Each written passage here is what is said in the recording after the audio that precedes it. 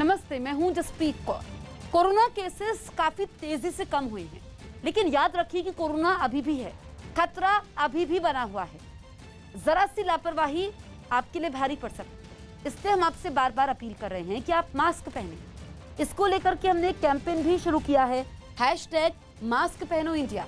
आप खुद से ये प्रण लीजिए कि जब तक ये महामारी है आप मास्क नहीं उतारेंगे और एक जिम्मेदार नागरिक की भूमिका निभाएंगे। उत्तराखंड के मुख्यमंत्री तीरथ सिंह रावत ने इस्तीफा दे दिया है। कल देर रात तीरथ सिंह रावत ने राजभवन जाकर उत्तराखंड की राज्यपाल बेबी रानी मौर्य को अपना इस्तीफा सौंपा। 10 मार्च को तीरथ सिंह रावत ने सीएम पद की शपथ ली थी और 4 महीने से भी कम वक्त में उन्होंने इस्तीफा दे दिया। तीरथ सिंह रावत के इस्तीफे के पीछे संवैधानिक संकट को वजह माना जा रहा है, क्योंकि नियमों के मुताबिक मुख्यमंत्री पद की शपथ लेने के 6 महीने के भीतर चुनाव जीतकर विधानसभा का मेंबर बनना जरूरी है। क्योंकि तीरथ सिंह रावत उत्तराखंड में विधायक नहीं बल्कि पौड़ी सीट से सांसद चुने गए थे, लेकिन यह भी कहा जा रहा है कि विधानसभा चुनाव में जब एक ही साल बचा हो तो चुनाव नहीं करवाया जा सकता। दूसरी तरफ कोरोना संकट की वजह से भी अभी चुनाव करवाने लायक परिस्थितियां नहीं मानी जा रही हैं। अभी माननीय राज्यपाल जी के यहाँ इस्तीफा देकर आ रहा हूँ, निकल रहा हूँ। जो चुनाव आयोग के कारण 151, 164 धारा के अंतर्गत जो एक संवैधानिक संकट था और उस संवैधानिक संकट के कारण उन स्थितियों को देखते हुए, मद्देनजर रखते हुए मैंने अपना इस्तीफा मुख्यमंत्री पद से देना उचित समझा और मैं अपने केंद्रीय नेतृत्व का, माननीय वरिष्ठ नेतृत्व का बहुत आभारी हूं और धन्यवाद करना चाहूँगा कि नेतृत्व ने मुझे समय समय पर विभिन्न दायित्व दिए। विधानमंडल दल का नया नेता चुनेंगे, उसके बाद हमें राज्यपाल से मिलेंगे और उन्हें हम शपथ के लिए कहेंगे कि आप हमने नया नेता चुन लिया है, आप हमें शपथ के लिए सब हमें कराइए। तो वो कब जब भी हमें शपथ का समय देगा हम शपथ ग्रहण करेंगे। मतलब बीजेपी नेतृत्व संतुष्ट है सर इस फैसले से? आपको लगता है हाईकमान से लेके यहाँ तक का नेतृत्व जो है? नहीं, देखिए, संतुष्ट और संतुष्ट का जब कोई संवैधानिक इस रूप में बात आई कि चुनाव आयोग ने कोरोना के कारण कहा कि हम चुनाव नहीं करा सकते, तब ऐसी परिस्थिति में यही एक रास्ता था। तीरथ सिंह रावत के इस्तीफे के बाद आज दोपहर 3 बजे देहरादून में बीजेपी विधायक दल की बैठक बुलाई गई है। न्यूज 18 के विक्रांत यादव की खबर है कि आज दोपहर 3 बजे होने वाली बैठक में ही बीजेपी विधायक दल का नेता चुना जाएगा। देहरादून में होने वाली इस बैठक में केंद्रीय मंत्री नरेंद्र सिंह तोमर भी मौजूद रहेंगे। शायर मुनव्वर राणा के बेटे पर आरोप लगा कि उसने खुद पर हमले की झूठी कहानी गढ़ी। मुनव्वर राणा के बेटे तबरेज राणा पर 28 जून को फायरिंग हुई थी, जिसकी जांच के बाद पुलिस ने बताया कि उसने अपने चाचा और उनके बेटों को फंसाने के लिए जाल बुना। वैसे तो मुनव्वर राणा रायबरेली के रहने वाले हैं, लेकिन अब उनका परिवार लखनऊ में रहता है। यही वजह रही कि तबरेज राणा की तलाश में रायबरेली की पुलिस आधी रात को मुनव्वर राणा के लखनऊ के घर पहुंच गई। अचानक आई पुलिस को देखकर घर में मौजूद लोग परेशान हो गए। उन्होंने कोशिश की कि पुलिस वाले अंदर ना घुसें और सर्च वारंट मांगा। अरेस्ट वारंट होता है या सर्च वारंट? मुझे आप दिखाइए। इस दौरान उनकी पुलिस वालों से बहस भी हुई, जिसे घर के लोगों ने रिकॉर्ड करने की कोशिश की। ये देखते ही एक पुलिस वाले ने मोबाइल छीन लिया, जिससे बहस और बढ़ गई। यही नहीं, पुलिस वाले अंदर घुस गए। पर ये आपका कोई तरीका नहीं है कि अंदर औरतें होंगी, आप ऐसे अंदर आ गए। पुलिस वहां तबरेज राणा को ढूंढने पहुंची थी, लेकिन उसे वो वहां नहीं मिला। उल्टा मुनव्वर राणा के परिवार की महिलाओं ने पुलिस पर उन्हें परेशान करने का आरोप लगा दिया। उन्होंने रोते हुए एक वीडियो बनाया और उसे शेयर किया। हम लोगों को बहुत परेशान किया जा रहा है, मेरे बीमार पापा को परेशान किया जा रहा है, ये प्रशासन बदला ले रही है मेरे पापा से। पुलिस वाले जब तक घर में रहे तब तक मुनव्वर राणा की बेटियों ने उनके हर कदम का वीडियो बनाया और लगातार ये कहती रही कि उन्हें परेशान करने के लिए पुलिस आधी रात को घर में घुसी। जिस समय पुलिस आई मुनव्वर राना घर पर ही थे। उन्होंने भी पुलिस के रवैये पर नाराजगी जताई और गुस्से में ये बोल दिया कि पुलिस उनके घर में ऐसे घुसी जैसे वो कश्मीर हो। कितनी फोर्स आई थी रात में? कम से कम 60-70 लोग रहे होंगे। क्या किया? कुछ नहीं, हमारे घर को कश्मीर बना दिया। हालांकि अपने बेटे पर लगे आरोपों के मुद्दे पर वो बहुत ज्यादा आक्रामक नहीं हुए। जो गोली चली वो उन्होंने खुद चलवाई, आप क्या कह रहे हैं? हो सकता है, हम ये कहाँ बोल रहे हैं कि एसएसपी झूठ बोल रहा होगा। हम एसएसपी पर तो कोई इल्जाम नहीं लगा रहे हैं। ये पूरा मामला प्रॉपर्टी के झगड़े का बताया जा रहा है और पुलिस की जांच में सामने आया कि मशहूर शायर के बेटे ने ही ये सारा षड्यंत्र रचा और अपने चाचा और उनके बेटों को फंसाने के लिए खुद पर फायरिंग करवाने का प्लान बनाया। माना जा रहा है कि तबरेज विधायक बनने का सपना भी देख रहा था और इस प्लान से वो एक तीर से दो शिकार करना चाहता। पहला, उसके चाचा और चचेरे भाई रास्ते से हट जाते और दूसरा, लोगों के मन में उसके लिए सहानुभूति पैदा होती। लेकिन एक सीसीटीवी फुटेज ने सारी कहानी ही पलट दी, क्योंकि उसमें तबरेज उन शूटरों के साथ प्लानिंग करता दिखा जिन्होंने उस पर फायरिंग की। पुलिस ने जांच की दिशा यही फुटेज देखने के बाद बदली और हमले की साजिश रचने के आरोप में 4 लोगों को गिरफ्तार कर लिया। लेकिन अब तक मुनव्वर राना का बेटा उसके पकड़ से बाहर है और इसीलिए पुलिस ने उसके लखनऊ के घर पर तलाशी ली। इससे पहले पुलिस ने इस मामले में एक प्रेस कॉन्फ्रेंस की और उन 4 लोगों को मीडिया के सामने ले आई जिन्होंने तबरेज राणा का साथ दिया था। इन लोगों के पास से वो हथियार भी बरामद हुए जिनका इस्तेमाल साजिश को अंजाम देने के लिए किया गया। प्लानिंग करते हुए, बात करते हुए इनके कुछ सीसीटीवी फुटेज भी मिले हैं जिसे न्यायालय के समक्ष प्रस्तुत किया जाएगा। संपत्ति की लड़ाई में मुनव्वर राणा के बेटे ने अपने चचेरे भाई के खिलाफ एफआईआर दर्ज कराई थी, लेकिन जांच के बाद पुलिस ने आरोप लगाया कि मामला पूरा फर्जी निकला। पाकिस्तान की जमीन से आतंकी अपनी नापाक हरकतों को अंजाम देने में लगे हैं। इसके लिए आतंकी संगठन लगातार नई नई तरकीबें निकाल रहे हैं। जम्मू एयरफोर्स स्टेशन पर हुआ हमला भी उन्हीं में एक है। इस हमले के लिए आतंकवादियों ने ड्रोन का इस्तेमाल किया। अब यह भी साफ हो गया है कि साजिश के पीछे पाकिस्तान में बैठे आतंक के आका ही थे। जम्मू टेक्निकल एयरपोर्ट पर जो धमाका हुआ था उसके पीछे पाकिस्तान का हाथ है। इसके पक्के सबूत हाथ में लगे हैं। न्यूज़ 18 इंडिया के पास ऐसी सुपर एक्सक्लूसिव तस्वीर है जो इस बात की ओर इशारा करती है कि पाकिस्तान की शह पर ही इस पूरी साजिश को अंजाम दिया गया था। न्यूज़ 18 इंडिया ऐसा पहला चैनल है जो सिलसिलेवार तरीके से इस धमाके से जुड़ी सारी कड़ियों को जोड़ते हुए सारे सबूत दिखा रहा है। बीते शनिवार को जम्मू एयरफोर्स स्टेशन पर ड्रोन हमले का नया तरीका जब सामने आया तो हर किसी को उसके पीछे पाकिस्तान और उसकी जमीन पर पलने वाले आतंकी संगठनों की साजिश का शक हुआ। माना गया कि 5 मिनट के अंदर 2 विस्फोटों के जरिए पार्किंग एरिया में खड़े हेलीकॉप्टरों को निशाना बनाने की साजिश थी।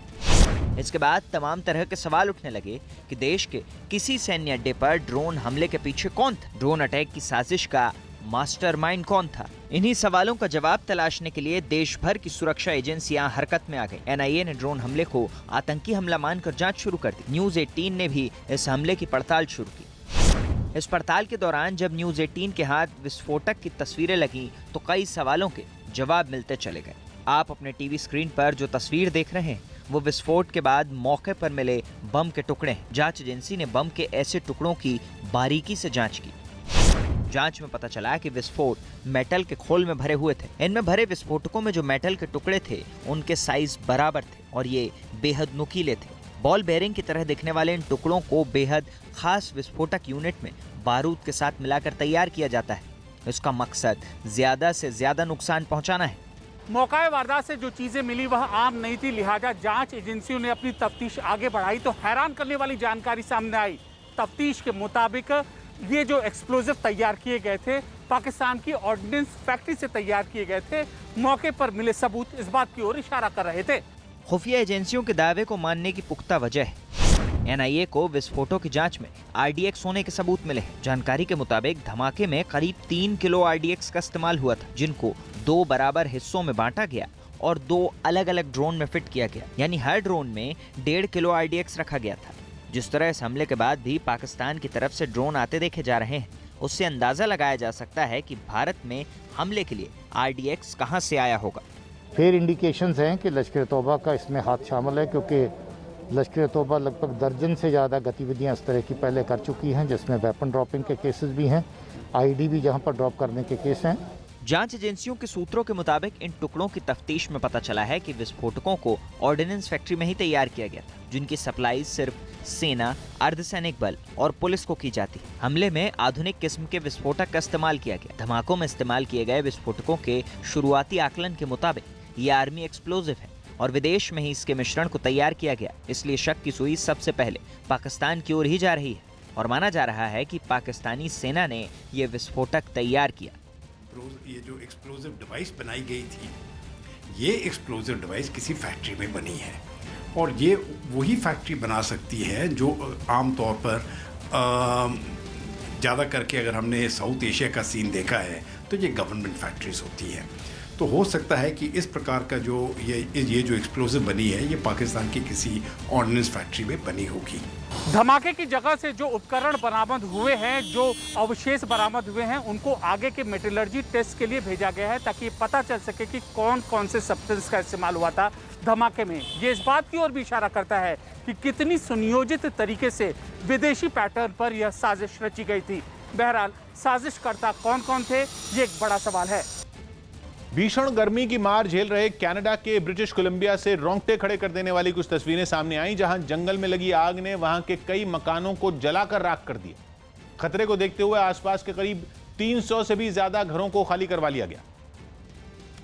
क्योंकि गर्म हवाओं की वजह से आग तेजी से रिहायशी इलाकों की ओर बढ़ने लगी। कुछ ही घंटों में उसने जंगल के बड़े हिस्से को अपनी चपेट में ले लिया। धधकते जंगल से धुएं का गुबार आसमान की ओर उठता नजर आया। आग से जंगल को तो भारी नुकसान हुआ ही, आसपास मौजूद कई मकानों को भी ये खतरनाक लपटें लील गईं। सबसे ज्यादा परेशानी उन लोगों को हुई जो हाईवे के करीब बसे हैं। उन्हें अपने मकानों को छोड़कर जाना पड़ा। Me and my dog just got out, but we can see the house literally in fire. Car से बनाए गए वीडियो में जहां तक नजर गई तबाही के निशान दिखाई दिए। आग की तपिश और उससे उठते धुएं की वजह से हाईवे पर गाड़ियों का चलना तक मुश्किल हो गया। बताया गया कि खतरे को देखते हुए फायर ब्रिगेड की कई टीमें जगह जगह तैनात कर दी गईं। टीम इंडिया के क्रिकेटरों की स्विमिंग करने की तस्वीरें वायरल हो गई। श्रीलंका दौरे पर गए टीम इंडिया के खिलाड़ियों की स्विमिंग करने की कुछ तस्वीरें सोशल मीडिया पर वायरल हो गई। इन तस्वीरों में युजवेंद्र चहल के अलावा शिखर धवन और हार्दिक पांड्या भी नजर आए। केंद्र ने कोरोना के मामलों में कमी नहीं आने पर केरल और छत्तीसगढ़ समेत 6 राज्यों में अपनी टीमें भेज दी। गुजरात के पंचमहाल में जुआ खेलने के आरोप में बीजेपी विधायक समेत 28 लोगों को पकड़ा गया, जिनमें 7 लड़कियां भी हैं। पुलिस ने देर रात ये कार्रवाई की। जो वो भी उसमें उसके खिलाफ भी मतलब जो सबके साथ कार्रवाई की गई है, उसके साथ भी कार्रवाई की गई है। लेकिन बीजेपी विधायक ने जुआ खेलने के आरोप से इनकार किया। मथुरा में एक शादी समारोह के दौरान खाना खाने से कई लोगों की तबीयत खराब हो गई। इनमें 13 महिलाओं और 2 बच्चों को अस्पताल में भर्ती करवाना पड़ा। दावा किया गया कि उत्तराखंड के बद्रीनाथ के रहने वाले सोमेश कुमार ने साइकिल से सतोपंथ झील की कठिन यात्रा पूरी की। 50 किलोमीटर की यह मुश्किल यात्रा 4 दिन में पूरी हुई। इसमें 25 किलोमीटर की चढ़ाई भी शामिल थी। सतोपंथ बद्रीनाथ धाम के पास कई हजार फीट ऊंचाई पर बनी एक झील है और वहां पैदल जाना ही अपने आप में बड़ी चुनौती माना जाता है। किसी बड़ी पार्टी से गठबंधन न करने के समाजवादी पार्टी के फैसले पर मायावती ने हमला बोला। बीएसपी प्रमुख ने इसे समाजवादी पार्टी की महालाचारी कहा और दावा किया कि हर बड़ी पार्टी समाजवादी पार्टी से किनारा करना बेहतर समझती है। हालांकि समाजवादी पार्टी ने मायावती के बयान को नजरअंदाज करना ही बेहतर समझा। समाजवादी पार्टी सामाजिक न्याय की बात करती है, समाज के विकास की बात करती है, समाज के हर वर्ग हर व्यक्ति को पैर पे खड़े होने की वकालत करती है। समाजवादी पार्टी इस बात की चिंता नहीं करती कि कौन क्या कहता है। बिहार के दरभंगा पार्सल धमाका मामले में गिरफ्तार इमरान और नासिर को 7 दिन की रिमांड पर भेज दिया गया है। कल दोनों को हैदराबाद से पटना लेकर आया गया और फिर एनआईए कोर्ट में पेश किया गया। कोर्ट से 7 दिन की रिमांड पर भेजे जाने के बाद दोनों आरोपियों को पटना के बेऊर जेल ले जाया गया। वहां दोनों एनआईए की निगरानी में हैं। आज एनआईए की टीम दोनों को जेल से ले जाएगी और पूछताछ करेगी।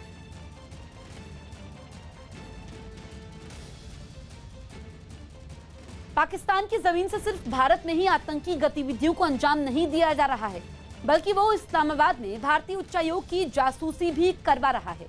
पाकिस्तान इसके लिए अपने देश में भी ड्रोन का इस्तेमाल कर रहा है, ठीक वैसे ही जैसे जम्मू में एयरफोर्स स्टेशन पर हमले के लिए किया गया था।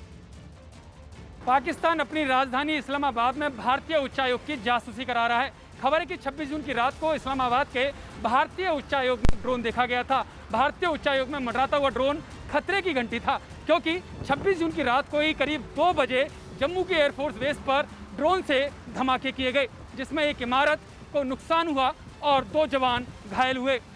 हाई सिक्योरिटी जोन में ड्रोन उड़ाना अपने आप में हैरान करने वाली बात है। इससे साफ है कि पाकिस्तान उच्चायोग की जासूसी करा रहा है। भारतीय उच्चायोग के एक अधिकारी ने बताया कि 26 जून की रात को करीब 10:15 पर ड्रोन देखा गया। ड्रोन हाई कमीशन के उस इलाके में देखा गया जहां कर्मचारियों और अधिकारियों के घर हैं। अधिकारी के मुताबिक घटना उस वक्त हुई जब हाई कमीशन में आज़ादी की 75वीं वर्षगांठ की तैयारियों की रिहर्सल चल रही थी। भारत ने इस मामले की पाकिस्तान विदेश मंत्रालय से कड़े शब्दों में शिकायत की है। उच्चायोग ने ड्रोन के जरिए जासूसी पर कड़ा एतराज जताया है। शिकायत में कहा गया है कि ड्रोन से भारतीय राजनयिकों की सुरक्षा को खतरा है, साथ ही राजनयिकों के परिवार पर भी खतरा है। उच्चायोग ने कहा कि पाकिस्तान ऐसा करके जिनेवा संधि का उल्लंघन कर रहा है। Look, regarding the Jammu Air Force Station case, the investigation is in progress. As far as terrorism and terror financing is concerned, we have a zero tolerance policy. विदेश मंत्रालय भी इस मामले पर पाकिस्तान को सीधे शब्दों में चेतावनी दे चुका है। जैसे ही इस्लामाबाद के भारतीय उच्चायोग में ड्रोन देखा गया, इसकी जानकारी उच्चायोग के द्वारा नई दिल्ली को दी गई, लेकिन इसके 4 घंटे के बाद पाकिस्तान की सीमा से 14 किलोमीटर दूर जम्मू के एयरफोर्स पर ड्रोन धमाके किए गए। इसकी जांच NIA कर रही है, लेकिन पता चला है कि ड्रोन पाकिस्तान की सीमा से उड़ाए गए और इसके तार लश्कर से जुड़े हुए हैं। मध्य प्रदेश के देवास में एक दलित परिवार के 5 लोगों की हत्या के खिलाफ भीम आर्मी के कार्यकर्ताओं ने सड़क जाम कर प्रदर्शन किया। देवास में जिन 5 लोगों की हत्या हुई वो 13 मई से लापता थे और 3 दिन पहले ही पुलिस को उनके शव एक खेत से मिले थे, जिसके विरोध में भीम आर्मी के कार्यकर्ता सड़क पर उतर आए और आरोपियों को फांसी देने की मांग करते हुए नारेबाजी करने लगे। इतना ही नहीं, इन प्रदर्शनकारियों ने बीच सड़क पर बैठकर रास्ते को जैम कर दिया और फिर वहीं से नारे लगाने लगे। प्रदर्शन में शामिल लोगों को संभालने के लिए वहां बड़ी संख्या में पुलिस बल को तैनात किया गया, लेकिन उनके काफी समझाने पर भी मामला शांत नहीं हुआ। कुछ राजनीतिक के लोग, जो बड़े बड़े जो नेता हैं, उन लोगों के नाम इसमें सामने आना है। हंगामा बढ़ा तो राज्य के मुख्यमंत्री खुद सामने आए और हत्या के आरोपियों को सख्त सजा दिलवाने का भरोसा दिया। फास्ट ट्रैक कोर्ट में मुकदमा चला के इनको सख्त से सख्त दुर्लभ सजा मिले, इसमें सरकार कोई कसर नहीं छोड़ेगी। बताया गया कि पुलिस इस हत्या में शामिल 7 आरोपियों को गिरफ्तार कर जेल भेज चुकी है। यूपी एटीएस की जांच से धर्मांतरण गैंग के तार का एक एक सिरा खुलता जा रहा है। गिरफ्तार सलाउद्दीन किस तरह अपने साथियों के साथ मिलकर जबरन धर्म परिवर्तन के इस जाल को फैला रहा था, इसका पता लगाने के लिए सभी का आमना सामना करवाया गया। एक साथ हुई इस पूछताछ में विदेशी फंडिंग से लेकर ब्रेन वॉश करने के तरीके तक सारे सवाल पूछे गए। सलाउद्दीन की गिरफ्तारी के बाद जांच एजेंसियों को धर्मांतरण के पीछे की साजिश के कई सुराग हाथ लगे हैं। उत्तर प्रदेश में 1000 से ज्यादा लोगों को साजिश के तहत धर्मांतरण कराने वाले गिरोह का नेटवर्क पूरे देश भर में फैला है और ये नेटवर्क किस तरीके से काम करता था, धीरे धीरे सारे रहस्यों से पर्दा उठता जा रहा है। अब तक गिरफ्तार 6 लोगों से इस साजिश की कड़ियाँ जुड़ती जा रही है। वहीं उमर गौतम के बाद सलाउद्दीन ही साजिश की सबसे अहम कड़ी मानी जा रही है। विदेशी फंडिंग हो या ब्रेन वॉश करने का तरीका, सलाहुद्दीन पर शिकंजा कसते ही साजिश के तहत धर्मांतरण का राज अब बेनकाब हो रहा है। एक दिन पहले गिरफ्तारी के बाद यूपी एटीएस की टीम सलाहुद्दीन को लेकर लखनऊ पहुंची, जहां सलाहुद्दीन का सामना बाकी आरोपियों से हुआ। बताया गया कि अलग अलग पूछताछ में मिली जानकारियों को जोड़ने के लिए सभी 6 आरोपियों यानी उमर गौतम, जहांगीर कासिम, सलाहुद्दीन, इरफान शेख, राहुल भोला और मन्नू यादव उर्फ अब्दुल मन्नान को एक कमरे में लाया गया। फिर इन सभी 6 आरोपियों को आमने सामने बिठाकर पूछताछ की गई। इस पूछताछ में हवाला कारोबार से जुड़े कई लोगों के नाम सामने आए, जिन पर शिकंजा कसने की तैयारी शुरू हो गई है। पूछताछ में सभी आरोपियों ने विदेशी फंडिंग से लेकर ब्रेन वॉश करने के तरीकों के बारे में जानकारी दी। अब तक की जांच में सामने आया कि इरफान शेख और राहुल भोला को मुकबधिर बच्चों के धर्म परिवर्तन कराने की जिम्मेवारी सौंपी गई थी, जबकि सलाउद्दीन का काम हवाला के जरिए जरूरत पड़ने पर पैसे उपलब्ध कराना था। आरोप है कि उमर गौतम की निगरानी और आदेश पर ही धर्मांतरण का पूरा गोरख धंधा चलता था। वहीं बताया जा रहा है कि सलाउद्दीन की गिरफ्तारी के बाद उसके ठिकानों से जांच एजेंसियों को कई अहम सबूत मिले हैं। चूंकि यूपी एटीएस को सलाहुद्दीन को लेकर कई पुख्ता जानकारियां मिली थी, इसलिए एक दिन पहले गुजरात पुलिस के साथ मिलकर यूपी पुलिस वडोदरा स्थित उसके घर, एनजीओ के दफ्तर और दूसरे ठिकानों पर सुराग और सबूतों के लिए भागदौड़ करती दिखी। जांच एजेंसी को सलाहुद्दीन के ठिकाने से इसका मोबाइल फोन, आईपैड, कंप्यूटर का हार्ड डिस्क और वित्तीय लेन देन से जुड़े कई सबूत मिले हैं। यूपी एटीएस को सलाहुद्दीन के अकाउंटेंट फरीद सैयद से भी कई सुराग मिले हैं। एटीएस इस मामले में सलाहुद्दीन के अकाउंटेंट को गवाह बनाने की तैयारी कर रही है। अब तक मिली जानकारी के मुताबिक सलाहुद्दीन ने उमर गौतम को पैसे भेजने की बात कबूल की है। सलाहुद्दीन से हुई पूछताछ में हवाला के जरिए 13 लाख रुपए मिलने का खुलासा हुआ है। यानी सलाहुद्दीन अब तक 42 लाख रुपए उमर गौतम को हवाला से भेज चुका था। हवाला के जरिए यूपी पैसे भेजे जाने की जानकारी सलाहुद्दीन के अकाउंटेंट फरीद को भी थी। जांच एजेंसी धीरे धीरे इस नतीजे पर पहुंच रही है कि धर्मांतरण गैंग को हवाला के जरिए लंबे समय से पैसे मिलते रहे हैं। यही वजह है कि सलाहुद्दीन के अकाउंटेंट के साथ ही हवाला कंपनियों के लोगों को भी गवाह बनाने पर विचार किया जा रहा है। इसके अलावा जांच एजेंसी सलाहुद्दीन के मोबाइल फोन और आईपैड को फॉरेंसिक जांच के लिए भेजेगी। यूपी एटीएस को उम्मीद है कि सलाहुद्दीन के फोन और आईपैड से कई राज बाहर आ सकते हैं। उमर गौतम के धर्मांतरण गैंग के तार विदेश के अलावा देश के कई हिस्सों से जुड़े हुए हैं। यूपी एटीएस को शक है कि उमर गौतम के 2 और सहयोगी वडोदरा में हो सकते हैं। ऐसे में संदिग्ध लोगों पर निगरानी रखी जा रही है। ऐसे में इतना तय है कि जैसे जैसे जांच आगे बढ़ेगी, कई लोगों पर कानून का शिकंजा कसना तय है। अमेरिका के लॉस एंजलिस से रोंगटे खड़े कर देने वाला एक वीडियो सामने आया। वहां अवैध पटाखों से भरे एक ट्रक में जोरदार धमाका हो गया, जिसमें 17 लोग घायल हो गए। बताया गया कि जब्त किए गए अवैध पटाखों को नष्ट करने के लिए ले जाया जा रहा था, लेकिन तभी उस ट्रक में रखे पटाखे बम की तरह फटे, जिससे वहां हड़कंप मच गया।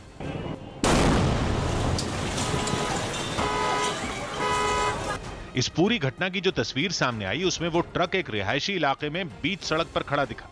उसके आसपास कुछ और गाड़ियां भी थी।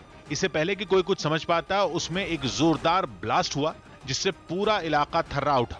धमाके की वजह से कुछ देर के लिए तो वहां अंधेरा छा गया। पटाखे वाली गाड़ी और उसके पास खड़ी एक कार के तो परखचे उड़ गए। पास के एक मकान के शीशे भी इस धमाके की वजह से चकनाचूर हो गए। बताया गया कि इस हादसे में 9 पुलिसकर्मी भी घायल हो गए। वहीं इलाके में दहशत इस कदर फैल गई कि लोग अपने घरों से बाहर निकल आए। वैक्सीन मामले में बीजेपी ने राहुल गांधी पर गुमराह करने का आरोप लगाया। राहुल गांधी के वैक्सीन की कमी वाले ट्वीट पर बीजेपी ने करारा पलटवार किया। उन्होंने ट्वीट कर वैक्सीन के बहाने केंद्र सरकार पर तंज कसा था, जिस पर बीजेपी भड़क गई और उसने राहुल पर देश को गुमराह करने का आरोप लगा दिया। आप सच्चाई देखना नहीं चाहते हैं या भ्रम फैलाना ही आज आपकी कांग्रेस पार्टी की अघोषित नीति है? गुजरात की तैराक माना पटेल ने टोक्यो ओलंपिक्स के लिए क्वालिफाई कर लिया। वो ऐसा करने वाली देश की पहली महिला तैराक हैं। वो टोक्यो में 100 मीटर बैक स्ट्रोक प्रतियोगिता में हिस्सा लेंगी। इंडिया को ओलंपिक्स में रिप्रेजेंट कर रही हूँ, तो मुझे बहुत अच्छा फील हो रहा है। दिलीप कुमार की तबीयत ठीक है, लेकिन अभी वो आईसीयू में भर्ती हैं। उनकी पत्नी और अभिनेत्री सायरा बानो ने ये जानकारी दी। कांग्रेस महासचिव प्रियंका गांधी ने प्रयागराज और सुल्तानपुर के कुछ पार्टी कार्यकर्ताओं से बात की। इस ऑनलाइन कार्यक्रम में उन्होंने सभी को संगठन को मजबूत करने की सलाह दी।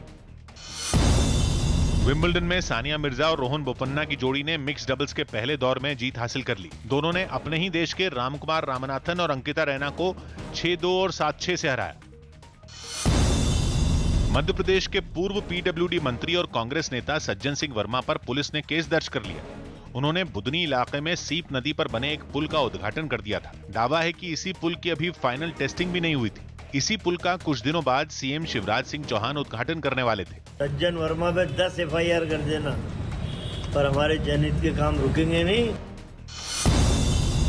1987 बैच के IPS अधिकारी मुकुल गोयल ने उत्तर प्रदेश के नए DGP का जिम्मा संभाल लिया।